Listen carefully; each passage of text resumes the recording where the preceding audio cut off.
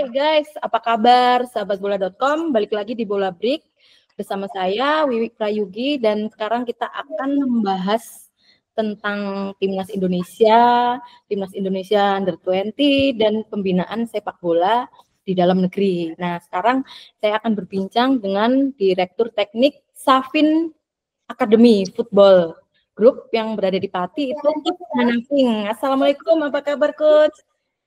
Waalaikumsalam warahmatullahi wabarakatuh. Alhamdulillah selalu Saya sehat, tetap 15 semangat. tahun yang lalu liputan PSIS pelatihnya Pak Hanafing. Aduh, lama sekali ya Coach ya berjumpa. Kan sudah makin tua, jadi Iya, sekarang dulu kan badannya masih ini gempel gitu. Sekarang ya udah. Saya juga makin tua Coach. Iya pindah Coach. profesi sekarang kan, jadi membantulah pelatih-pelatih karena kami juga di PSSI sebagai instruktur pelatih. Jadi tugas kami juga membina adik-adik kita, pelatih-pelatih muda kita. Makanya saya banyak bekerja sebagai direktur teknik. Oke, siap. Berarti Persebaya, Persebaya. ya. Gitu. Ini berarti udah berapa tahun ya Coach di Safin? 3 ya Baru Pak? baru tahun ini saya. Baru Baru tahun 2024 saya mulai bekerja. Oke, siap. Nah, ini yang akan menjadi pembicaraan kita adalah kita mulai dari Timnas Indonesia ya, yang kemarin U20 ya. U20 itu kayak sebagai terminan dari pembinaan sepak bola dalam negeri gitu ya Coach ya. Kemarin kan dengan hasil uji coba dan akan mengikuti Piala Asia yang 2 minggu lagi. Coach Hanafing menilainya seperti apa nih Coach? Ya kalau namanya uji coba itu kan bukan sebagai tolak ukur sebuah tim. Itu kan hanya namanya uji coba. Jadi pelatih pasti banyak merancang satu taktik, bisa merotasi beberapa pemain supaya dia tahu kekuatan sebenarnya ada di mana. Nah, itulah yang saya lihat yang dilakukan oleh Coach Indra. Sehingga bukan satu ukuran kalau diuji coba. Nah, nanti kita lihat bagaimana di kompetisinya. Karena saya melihat ada ada satu keberuntungan yang ada di Coach Indra.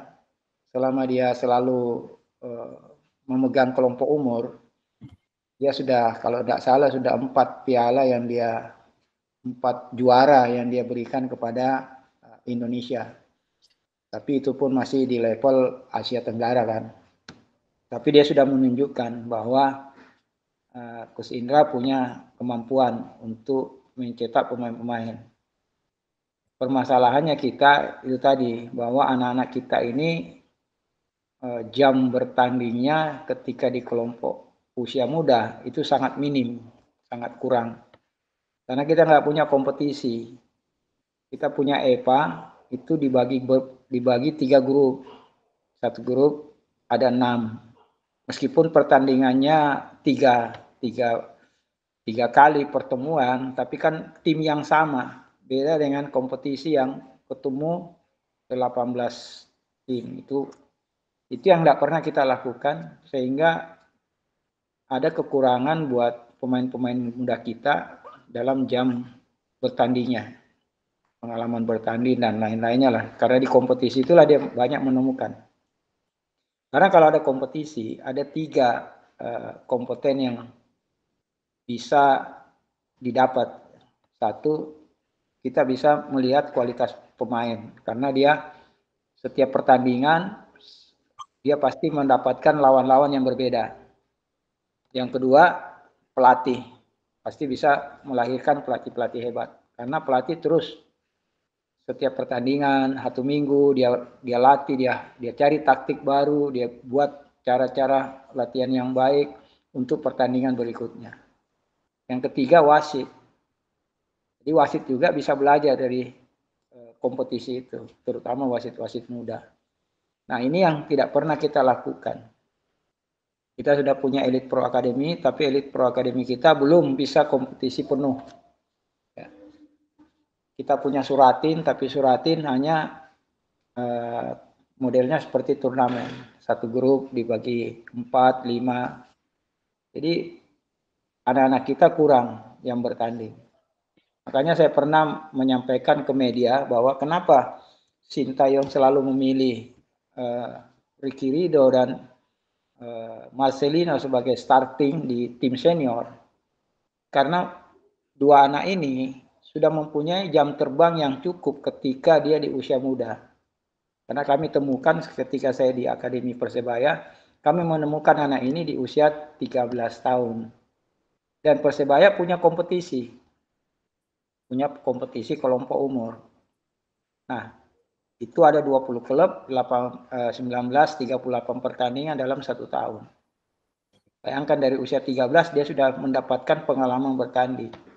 Jadi anak-anak Persebaya yang tampil di Elite Pro Academy, dia lebih menonjol sehingga dia mudah masuk ke timnas. Kira-kira begitu. Jadi sebenarnya dari U20 kemarin itu kan juga terlihat ya Coach, yang pemain-pemain yang sudah bermain reguler di klub kayak Doni Tri Pamungkas, Kade Arel, Tony Firmansyah itu kan terlihat menonjol karena itu dia menit bermain ya Coach ya, yang penting. Ya, itulah yang harus kita bangun makanya pemain-pemain muda kita ini harus banyak diberi kesempatan bermain di level senior, atau kalau memang seperti di Eropa, kalau ada anak potensial, anak muda potensi, dia belum bisa main di liganya, dia titipkan ke Liga 2, ke Liga 3 yang di bawahnya, supaya dia dapat banyak pengalaman bertanding. Jam bertanding ini memang sangat baik buat melatih mental si anak.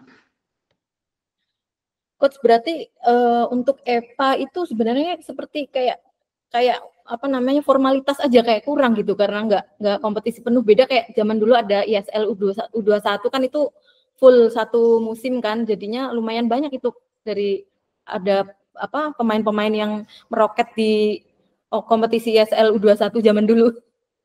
Jadi begini, Elite Pro Academy itu hadir ketika Luis Milla datang ke Indonesia. Oke. Kebetulan kami kan di ranah instructor. Oke. Kami berdiskusi, kenapa, dari mana asal pemain-pemain ini, dia tanya kan, seperti Evan Dimas dan lain-lain, ini dari mana asal mereka ini. Jadi anak ini ditempa dari waktu junior, kita hanya punya kompetisi Suratin Cup. Ya, itu pun juga bukan bentuk kompetisi, turnamen. Terus ditanya, Liga 1, Liga Indonesia ini ada nggak Elite Pro Academy-nya? Kita nggak punya waktu itu.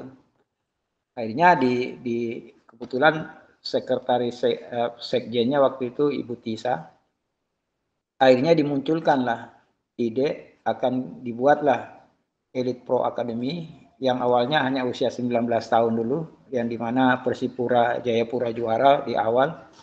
Kemudian tahun kedua ditambah berubah jadi 18-20, yang 20-nya jadi ini yoyo bisa ke senior. Nah, awal-awalnya memang benar dibuat, tapi tetap dibagi grup, bagi 6 3 grup, 1 grup 6. Tapi di awalnya memang benar betul-betul kompetitif. Artinya pemain yang dipilih di akademi itu pemain-pemain yang memang diseleksi oleh klub, dilatih oleh klub dengan baik. Nah, kebetulan di tahun pertama saya direktur teknik di Persebaya. 4 tahun saya dikontrak.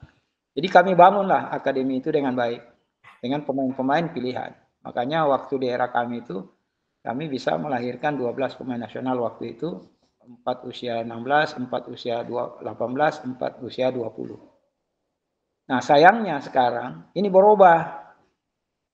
Elite Pro kita sudah melenceng dari yang kita mau lihat gitu loh. Karena sudah banyak yang prabayar gitu. Sudah berafiliasi dengan orang yang mau mengelola. Sehingga banyak pemain-pemain yang bayar itu yang main di Elite Pro. Sehingga akhirnya seperti contoh di Persebaya, di grup Persebaya, dia lebih dominan di situ. Karena lawannya adalah SSB yang mau bayar mengelola klub itu. Jadi pastilah Persebaya lebih dominan, mungkin Bali yang lebih dominan di situ, yang memang pembinaannya benar-benar seperti Persib, Persija, karena memang dia kelola akademinya dengan baik. Nah, ini yang yang ini yang harus kita pangkas. Jangan sampai terjadi seperti itu. Karena cikal bakal pemain nasional kita ini kan ada di youth development. Kalau pembangunan pemain usia muda kita dari grassroots tidak tertata dengan baik, kemudian dari junior tidak tertata dengan baik, tidak dapat pelatihan yang benar, tidak dapat kompetisi yang benar, nggak mungkin kita mendapatkan satu pemain senior atau timnas yang kuat, nggak mungkin. Makanya youth development ini harus benar gitu. Karena dari pengalaman kami ketika juga ada di Pro AFC, kami ambil, terus kami juga ke Spanyol waktu itu, dia bilang ada 5 kompetensi untuk mencetak pemain yang hebat. Artinya pemain yang punya kualitas. 1, sarana prasarana. Nah, kita bisa lihatlah di Indonesia, kita udah cukup gak sarana prasarana kita? Kita punya klub Liga 1 aja masih banyak yang belum punya lapangan latihan yang cukup ya. Artinya minimal dia sudah punya 3 atau 4 lapangan latihan. Sehingga bisa dipakai tim seniornya, bisa dipakai tim akademinya. Kemudian mesnya bagaimana? Adakah wismanya? Adakah sekolah untuk pendidikan anak-anak yang masuk di akademi? Nah, itu kan juga jadi yang belum kita lihat di klub-klub kita. Yang kedua, coach education. Bagaimana kualitas pelatih yang melatih anak-anak ini? Nah, hampir semua karena saya juga di PSSI di klub licensing tahun kemarin 2024. Banyak juga karena ada regulasi di situ bahwa setiap klub liga harus punya direktur teknik akademi. Hampir juga kita punya lihat klub liga kita nggak punya direktur teknik akademi. Terus dari mana program itu bisa dirancang dengan baik kalau tidak punya direktur teknik? Terus dari mana pengawasan pelatih-pelatih kita kalau tidak punya direktur teknik yang mumpuni? Jadi ya pokoknya pelatih yang usia 16 ya gaya pelatih usia 16, pelatih usia 18 ya gaya usia 18, pelatih 20. Jadi tidak ada tangga-tangga untuk menuju ke target untuk tampil di level senior. Nah, yang ketiga, punya nggak program yang terancang dengan baik dalam 1 tahun? Nah, kita lihat sendiri saja. Setiap mau Elite Pro Academy, baru seleksi pemain. Nah, ada yang seleksi bayar, ya kan, prabayar, dia bayar, ikut seleksi. Padahal kompetisi tinggal 2 bulan atau 1 bulan. Terus mau bikin tim dari mana? Nah, itu yang namanya program. Karena tidak terprogram dengan baik. Padahal program yang baik itu dia sudah direncanakan dalam 1 tahun. Sehingga berjenjang bagaimana kondisi fisiknya, bagaimana kondisi kesehatannya, semua ditata dalam program itu. Bagaimana program latihannya. Terus yang keempat, kompetisi. Kalau kita tidak punya kompetisi junior atau mulai dari level grassroots, kita hanya turnamen, bahkan ada turnamen yang kejar tayang Sabtu Minggu selesai, itu juga tidak cukup. Nah, yang kelima, organisasi kepengurusannya. Ya, karena masih banyak juga kita dengar akademi itu dikelola ya pokoknya jalan aja lah, hanya syarat aja lah. Kemudian ada juga klub-klub kita banyak SSB bikin ada yang namanya akademi di mana-mana lah, ada diklat, tapi tidak terkelola dengan baik. Nah, terus di satu sisi kita dituntut pemain-pemain lokal kita ini harus ada di level Asia. Bagaimana kita mau ke level Asia, mau bersaing dengan Jepang, kalau 5 kompeten ini kita belum penuhi.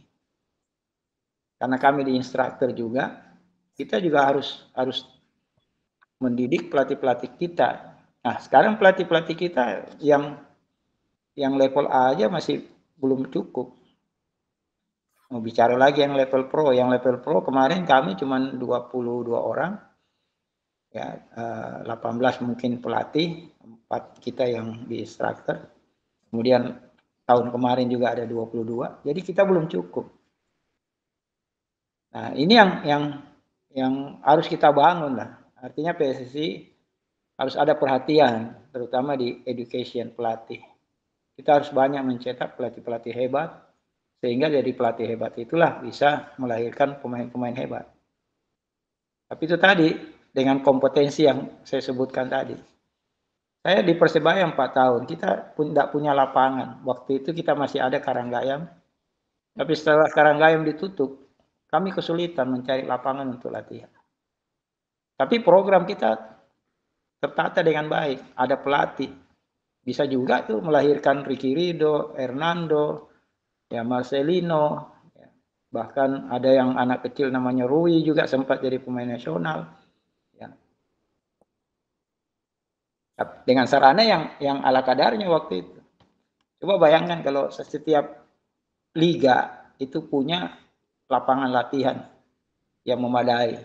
Contohlah misalnya kalau di Surabaya, Persebaya ini bisa berlatih di lapangan Bung Tomo misalnya, lapangan ABC-nya Bung Tomo. Itu sudah cukup presentatif itu.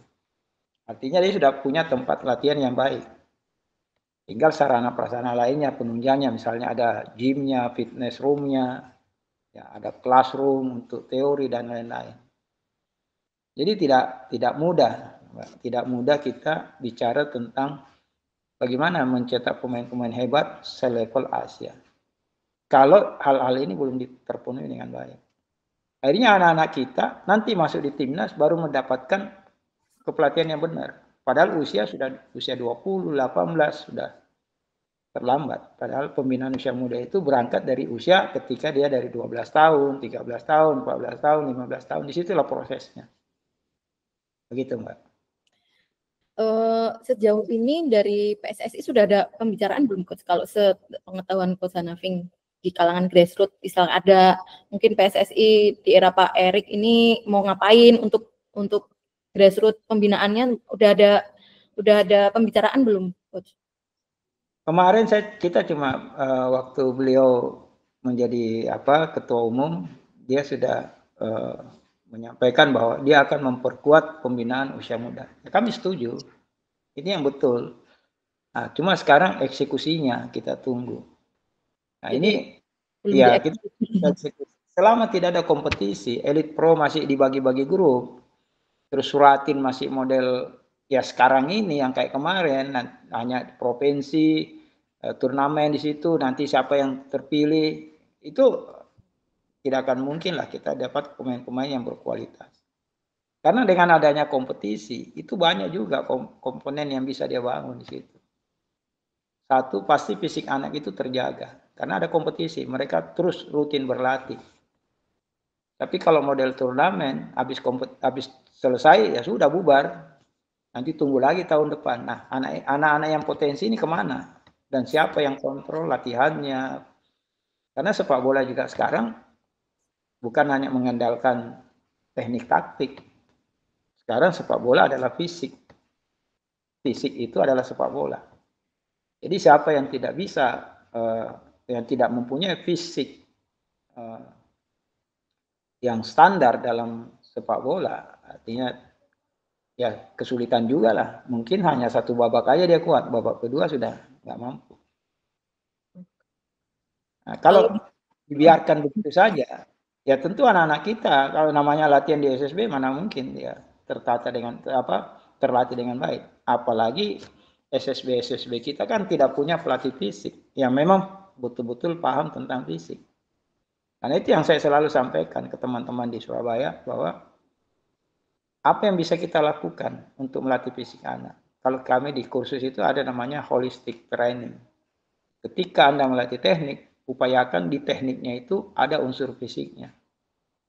Sehingga tanpa latihan fisik, dia sudah dapat di latihannya. Jadi latihan itu yang membuat dia ada fisik. Karena kalau Anda melatih fisik, dari mana dasarnya Anda bisa melatih fisik? Anda aja bukan sarjana olahraga. Jadi artinya latihan fisiknya hanya ya anak itu disiksa kalau menurut kami. Karena tidak ada ukurannya gitu.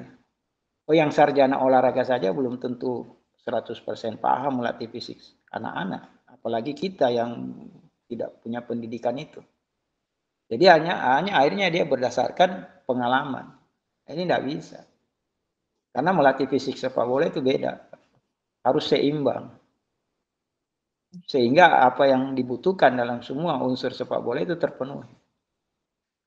Kekuatannya, kecepatannya, daya tahannya, ya, bahkan mungkin fisik mentalnya juga. Sehingga situasi tekanan di lapangan pun dia bisa atasi. Tidak seperti yang kemarin-kemarin kita lihat ada yang berkelahi di lapangan, emosi, nggak bisa dia kontrol. Karena apa? Karena fisiknya sudah drop. Ketika fisik drop, emosi pasti meningkat. Nah, ini yang harus dikontrol.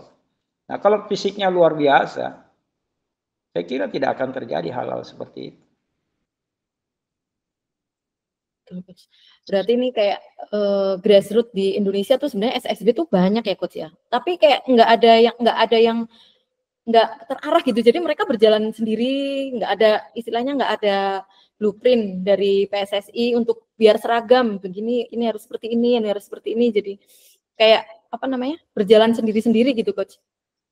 Ya kita juga mengapresiasi bahwa masih banyak klub-klub mau membangun pembinaan usia muda, terutama di desa-desa, di daerah-daerah. Karena misalnya di daerah, di desa lah, kan tidak mungkin mereka datang ke kota. Di kota mungkin biaya mahal, transportasi mahal. Akhirnya banyak klub-klub di desa, di daerah-daerah, di kabupaten-kabupaten mereka bentuk SSB seperti misalnya ambillah kita contoh kota Surabaya karena saya kan berdomisili Surabaya. Surabaya cukup banyak SSB. Tiap-tiap kecamatan pun mungkin ada SSB. Akhirnya kan mereka tidak perlu jauh-jauh karena ada SSB di kecamatannya. Nah, inilah perang sebenarnya perang ASKOT mestinya. Nah, ASKOT atau ASKAP kemudian ASPROP-nya inilah yang harus membenahi karena tidak mungkin semua ditangani oleh PSSI. Makanya PSSI kemarin sudah membentuk atau namanya SSB terafiliasi. SSB ini yang sudah punya standar sebagai SSB.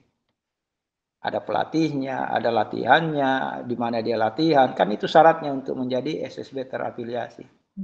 Cuma sayangnya masih banyak SSB kita yang tidak punya plan program. Jadi pelatih asal datang apa yang dia mau buat hari itu, ya itu yang dia buat. Tidak ada perencanaan. Nah, kemudian hampir semua daerah-daerah kita kalau kita bicara di seluruh Indonesia belum ada ASKAP, ASKOT punya kompetisi. Makanya saya sangat apresiasi dengan adanya Persebaya, yang namanya Persebaya Amatir. Dia punya 20 anggota klub, dia buat kompetisi. Katanya informasi dari teman-teman di Surabaya, April nanti udah diputar kompetisi usia 14 sama 16 itu full kompetisi, berarti 38 pertandingan dalam berapa bulan gitu. Artinya di tahun 2025. Yang usia 20 mungkin hanya 19 pertandingan saja, hanya satu putaran saja. Nah, sebenarnya hal-hal itu yang harus dibuat oleh ASKAP ASKOT masing-masing. Sehingga klub-klub SSB dia bergeliat gitu. Dia pasti terpacu untuk aktif berlatih karena ada kompetisinya. Jangan dibuat turnamen Sabtu Minggu selesai, Sabtu Minggu selesai. Kalau turnamen itu hanya mengejar juara saja. Hanya bangga dengan juara. Tapi setelah juara mau kemana? Tapi kalau namanya kompetisi, itu banyak pelajaran yang bisa diambil oleh anak-anak kita.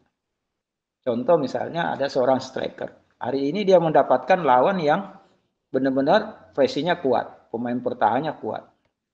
Dia belajar dari situ. Bagaimana dia lepas dari penjagaan ketat lawan. Kemudian pertandingan kedua, dia dapat pertahanan yang tidak melakukan pressure. Dia hanya zone marking misalnya. Dia pasti belajar dari situ lagi. Oh kemarin saya ditekan, sekarang kok saya agak longgar. Nah bisa bayangkan kalau dia bisa 38 pertandingan dia melakukan hal itu, berarti kan dia punya brain atau otaknya kan bekerja gitu. Nah, disitulah bisa timbul kecerdasan dia. Akhirnya lahirlah pemain-pemain cerdas lewat kompetisi. Nah, kita kan kebanyakan bisa main bola, bakat kita luar biasa, tapi belum cerdas. Tidak bisa ambil keputusan dengan baik. Di kompetisi itu nanti dia belajar di situ. Tentu juga dari pengarahan pelatih. Pelatih juga meramu taktik, buat latihan. Hari ini dia kalah, bagaimana besok dia tidak kalah. Seri berarti ada peningkatan. Mungkin hari ketiga dia menang, berarti meningkat. Nah, disitulah juga pelatih bisa meningkat kualitasnya. Itu saya bilang tadi. Demikian pun juga dengan wasit. Wasit-wasit muda dia belajar ambil keputusan dalam setiap pertandingan. Jadi kalau kita belum bisa membuat satu sistem kompetisi lewat ASCOT, kemudian nanti dibungkus oleh ASPROP, nanti siapa juara-juara ASCOT, ASCAP ikut di level provinsi, provinsi juga berkompetisi. Itu pasti akan melahirkan pemain-pemain hebat. Saya yakin. Tapi kalau selama itu tidak ada, ya sudah. Level kita masih jauh lah. Artinya begini, kalau kita ingin melahirkan pemain timnas yang kuat, kita harus bisa menyaingi Jepang dulu. Karena Jepang sudah level dunia dia. Nah, kalau kita hanya bicara di level Asia Tenggara, memang dari dulu kita juara kok di level Asia Tenggara. Mudah yang usia dini. Ya, mulai dari kami main dulu tahun 91 masih SEA Games juga kita juara. Ya. Artinya untuk level AFF itu kita tidak ragu lah. Kalau anak-anak junior kita pasti punya kemampuan lah untuk berhasil. Nah, tapi kalau kita bicara di level senior, ini yang belum. Karena tahun 91 kami juara SEA Games itu kan level senior. Nah, sekarang kan kita juara di SEA Games apa sih itu kan level di AFF itu kan level junior. Nah, ini yang harus kita perbaiki. Sehingga tahun-tahun ke depannya kita bangga lah, kita juga senang lah. Erick Thohir bisa merubah, ketua umum kita bisa merubah grid timnas kita. Akhirnya level urutan kita sudah naik lah. Diperhitungkan lah di level FIFA kan. Tapi di satu sisi juga, ini kan pemain naturalisasi semua. Hampir satu tim pemain naturalisasi. Nah, di mana produk lokal kita? Ya. Padahal kita punya kompetisi, Liga 1, Liga 2. Ya, itu tadi, karena pemain-pemain muda kita belum terkelola dengan baik di level klubnya. Terutama di level grassroots, mulai dari 12, 13, 14, 15, 16, 17. Belum terkelola dengan baik. Padahal pemain-pemain kita berbakat. Jadi apa yang pernah disampaikan Luis Milla bahwa pemain Indonesia ini luar biasa berbakat seperti di negara saya. Tapi mereka lemah dalam knowledge of the game. Tidak cerdas memainkan game. Nah, kenapa? Ya karena itu tadi. Mereka berangkat tidak mengalami hal-hal yang saya sampaikan. Tidak ada kompetisi sejak dia usia muda. Nanti 17 baru dapat surat Cup, itu pun cuma turnamen. Dia terpilih ke EPA juga turnamen. Ini jam terbangnya kurang. Gitu. Coach, berarti kayak apa yang dilakukan Persebaya ini luar biasa ya. Dibilang mereka satu-satunya yang established dari dulu sampai sekarang memproduksi pemain-pemain yang akhirnya sekarang bisa dilihat lah di tim nasional, pasti ada terus gitu dari Akademi Persebaya. Itu kira-kira kalau misalkan paling enggak klub Liga 1 aja melakukan yang seperti itu gitu. Ya mestinya. Artinya pemain-pemain yang direkrut masuk ke Liga 1 itu proses dari kompetisi mereka. Mestinya begitu. Karena saya bisa bicara, saya bukan karena membanggakan Persebaya, karena kan saya pernah di sana selama 4 tahun.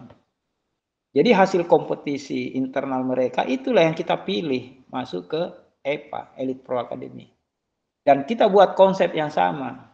Kompetisi itu kita, karena dulu kita ada namanya Vilanesia, waktu kita bangun filosofi sepak bola Indonesia, kita terapkan di kompetisi internal Persebaya bahwa kompetisi internal Persebaya tidak bisa keluar dari filosofi sepak bola Indonesia. Jadi gaya main, gaya filosofi sepak bola Indonesia, gaya Vilanesia.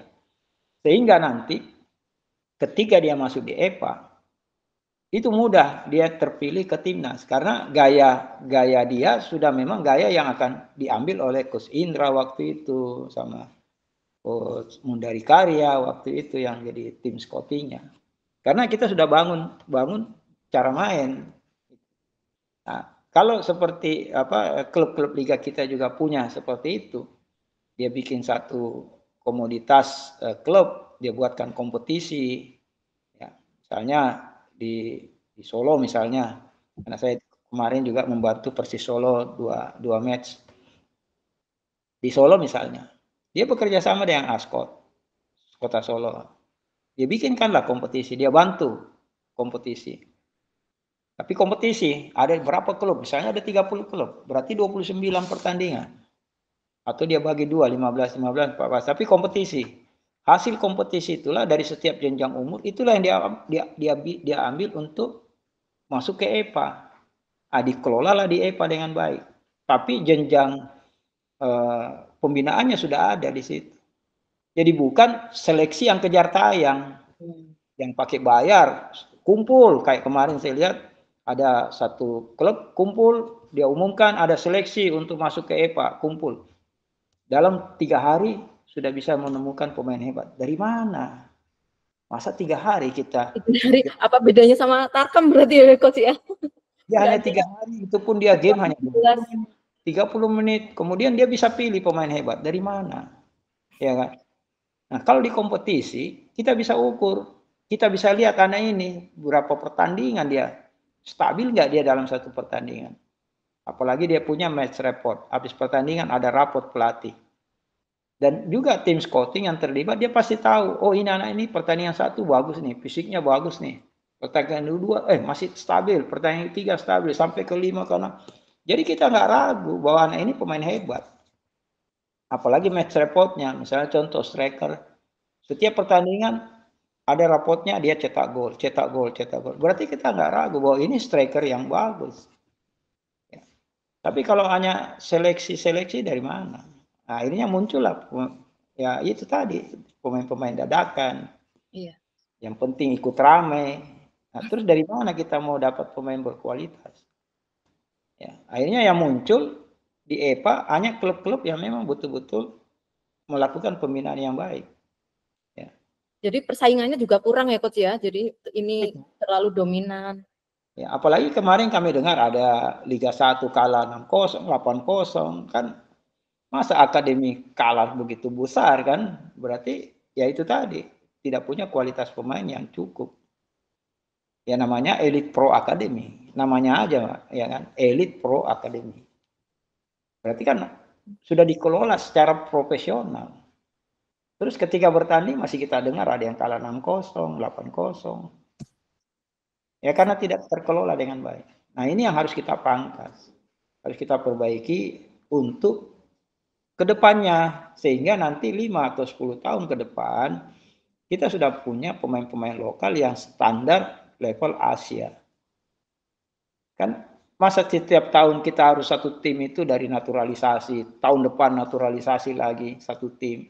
Terus kemana pemain-pemain muda kita? Untuk bersaing di level Asia. Kalau level Asia Tenggara, kita nggak ragu lah. Karena kita lebih berbakat dari negara-negara lain. Kita punya bakat. Tapi sekarang bakat sudah tidak cukup untuk menjadi pemain hebat. Harus punya pengetahuan, punya ilmu, punya kecerdasan, fisik yang prima. Terus dari mana mau dikelola? Kalau nanti setelah dewasa, baru dilatih dari usia. Artinya di timnas lagi ya Coach ya? Iya, nanti usia 20 dipilih baru dapat latihan yang benar. Ya sudah terlambat. Pasti matchnya pasti tidak maksimal. PR-nya banyak sekali ya. Ini sepak bola Indonesia. Ini terakhir Coach, saran dan harapan, maksudnya yang agak lebih gimana ya, bahasanya agak lebih des biar PSSI segera mengeksekusi gitu loh. Jangan hanya wacana-wacana gitu Coach. Ya sebenarnya PSSI sudah melakukan hal itu ya. Cuma belum apa namanya tereksekusi dengan baik. Karena kan PSSI punya kepanjangan tangan, Asprop punya Askap, Askot. Ya. Kalau kita bicara di Jawa, ya memang sekarang lah.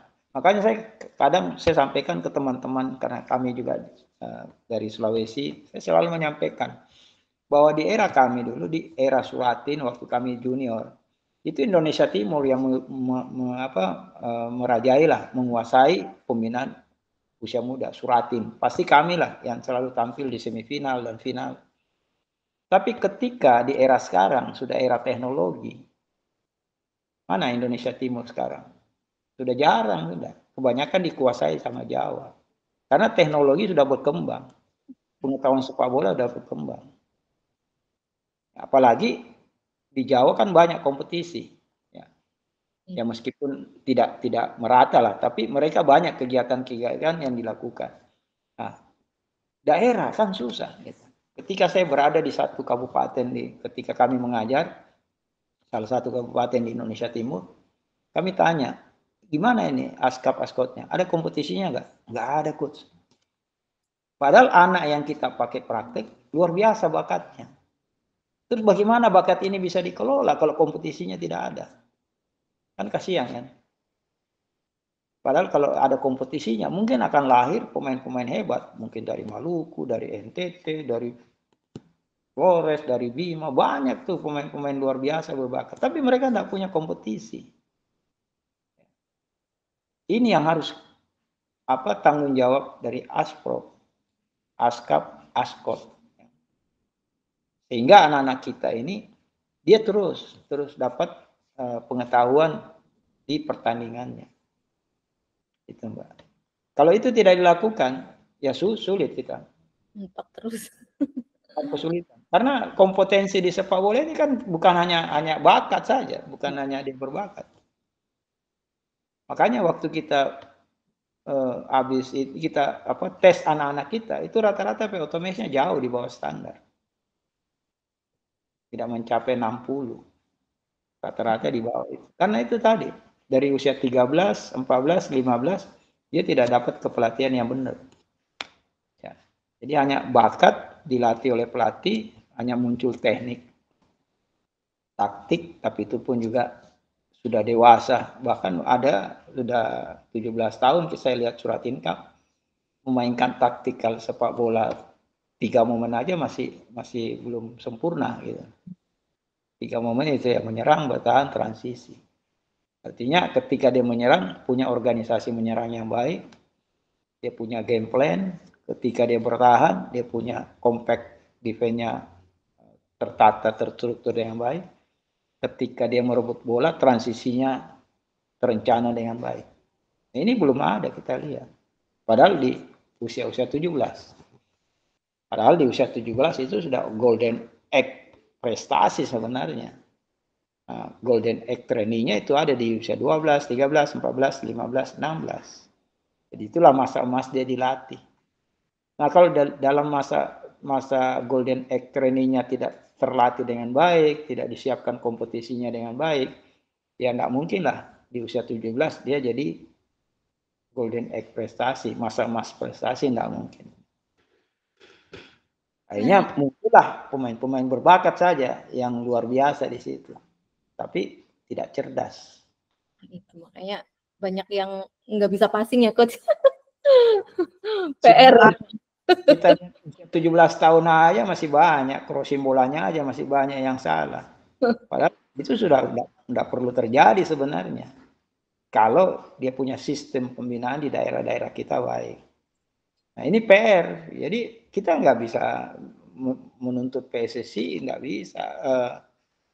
Karena PSSI sudah punya kepanjangan tangan di bawah. Sebenarnya berarti coach antara PSSI sama Askap ini nggak ada, belum ada istilahnya, belum ada yang menyatukan. Ya mestinya ketika PSSI sudah menyampaikan itu, ya kan. Misalnya contoh kemarin kami sudah dapat edaran Suratin Cup Asprop sudah diputar bulan Juni. Ini di Jawa Tengah ya. Oh iya. Kami menyarankan di Jawa Tengah. Nah, kita punya anggota hampir 80 misalnya.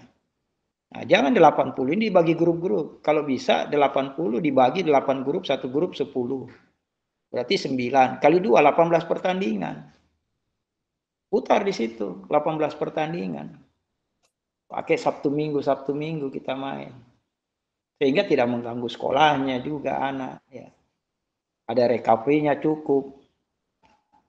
Jadi kita sudah kalau bikin turnamen ini kan sudah kita apa ya namanya ya, sudah merusak fisik anak. Bisa bayangkan kalau turnamen hari ini main, besok main. Kalau anak-anak yang tidak punya fisik yang prima, itu 2 pertandingan saja sudah tidak mampu lagi di pertandingan ketiga. Jadi kayak ada pemaksaan gitu. Tapi kalau kompetisi kan ya Sabtu main atau hari Minggu dia bertanding, dia punya waktu hari Senin dia. Jadi periodisasi latihannya jalan gitu. Jadi pelatih itu dia dapatkan apa yang dulu dia ikut kursus, dia bisa praktekkan karena ada kompetisi. Karena di kursus kan kita sudah ajarkan bagaimana buat periodisasi 1 minggu. Tanding hari Minggu atau hari Sabtu, gimana hari Senin latihannya, recovery-nya gimana, Selasa latihan individunya, mungkin Rabu mungkin taktik lagi untuk pertandingan berikutnya. Itu jadi pelatih bisa merancang program. Tapi kalau hari ini main, besok main lagi, bagaimana bisa?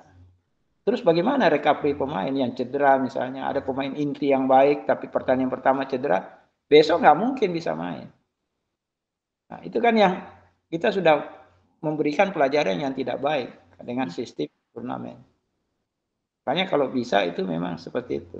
Kompetisi. Caranya itu dari Pak Sekjen, katanya bulan Juni Suratin Cup diputar. Nah, ini harus dikelola dengan baik karena 13, 15, 17 ini Suratin. Ini masa-masa golden egg trainingnya anak-anak ini.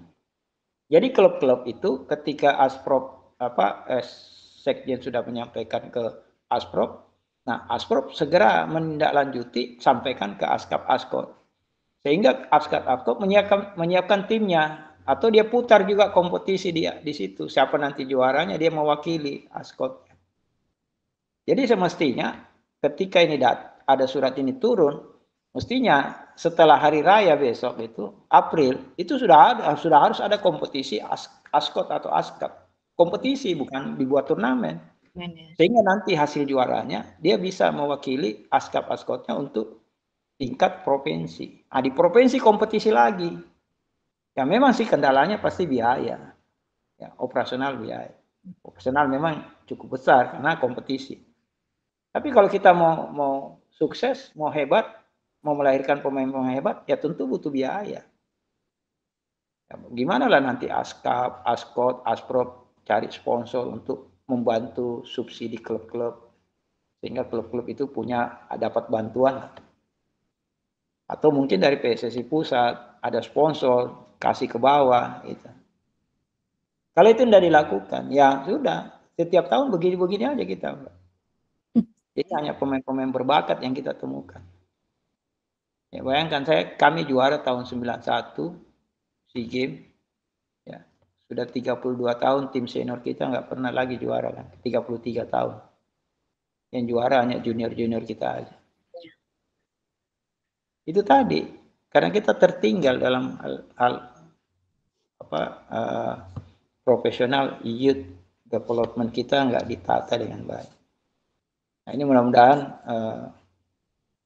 di era Pak Ketua Umum kita Pak Erick Thohir bisa membangun pembinaan usia muda kita dengan baik sehingga nanti setiap askap-askot itu sudah punya kompetisi. Waduh, amin Mbak kalau ada gitu ya. Panen ini ya Pak, panen pemain. Jumlah penduduk kita banyak banget. Artinya kita mudah memilih pemain kan, nggak perlu lagi seleksi. Ya, karena kita bisa lihat anak ini bermain berapa kali dalam satu musim kompetisi. Kalau seleksi kan hanya berapa menit kita lihat. Ini sepanjang kompetisi kita bisa lihat pemain-pemain itu. Akhirnya terpilihlah pemain-pemain yang terbaik dari yang terbaik nanti.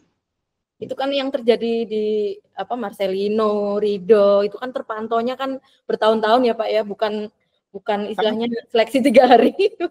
Kami menemukan anak-anak ini ketika dia kompetisi di internal Persebaya, kami lihat kok ada anak kecil, kok cakep ya mainnya ya, Marcelino, kok anak ini begini, ini potensi anak ini nih, tapi fisik belum cukup. Nah, kita ambillah masuk ke Akademi Persebaya, kita tempatlah di situ. Ketika klubnya main, dia ikut bertanding di klubnya. Yeah. Itu pun juga Ricky Ridho, ketika kami lihat, waduh ini ada anak postur bagus, center back, punya potensi. Nah, ketika Danurindo nawarkan pemain yang untuk center back, kita sodorkanlah Ricky Ridho. Akhirnya dia terpilih, berangkat tadi ke Jepang. Pulang dari Jepang dia meningkat banget itu anak itu. Karena apa? Karena mereka sudah ditempa di kompetisi, mulai dari usia 13, 14, 15. Sehingga di usia-usia 16, 17 dia sudah kelihatan prestasinya dibanding dengan teman-temannya yang lain kan. Malah dia lebih menonjol. Bahkan ketika Sintayong masuk, dia selalu jadi pilihan utama di antara semua pemain-pemain lokal, jadi starter gitu. Wah, Coach, sudah seru sekali nih pembicaraan kita. Ngomongin bola.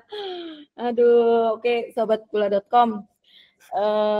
Bola Big-nya sampai di sini dulu. Nanti lain waktu kita akan berbincang lagi dengan Coach Hanafing dan coach-coach lainnya di seluruh Indonesia. Harapannya sih kita menjadi wadah ya bagi grassroots di daerah untuk menyampaikan aspirasi atau keluhan atau apa yang terjadi sebenarnya di daerah-daerah di seluruh Indonesia. Oke, Coach Hanafing, terima kasih atas waktunya. Ya Ini semoga ini sendirian. Ya, harapan kami ya semoga ada perbaikan dari tahun ke tahun ya.